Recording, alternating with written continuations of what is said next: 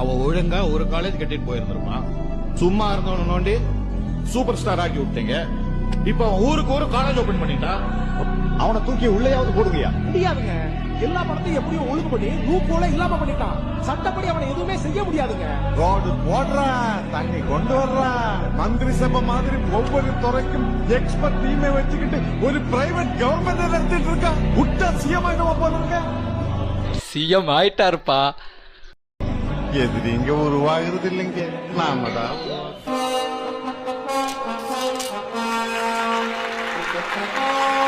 எல்லா பாட்டும் சூட் ஆகுதப்பா தளபதிக்கு. திருச்சி கிழக்குலையும் தோற்கிறாரு, பெரம்பூர்லயும் தோற்கிறாரு, 2 தொகுதியும் தோற்கிறாரு. 234 தொகுதியிலும் விஜயனுடைய தாவேக்கா தோல்வி அடைகிறது. அஸ்ஸலாமு அலைக்கும் நியாரி. யாருல இதை எடிட் பண்ணா? எம்ஜிஆரை பார்த்து ஜெயலலிதா பார்த்து கூட இவ்வளவு தூரம் அவர்கள் மிரண்டதில்லை.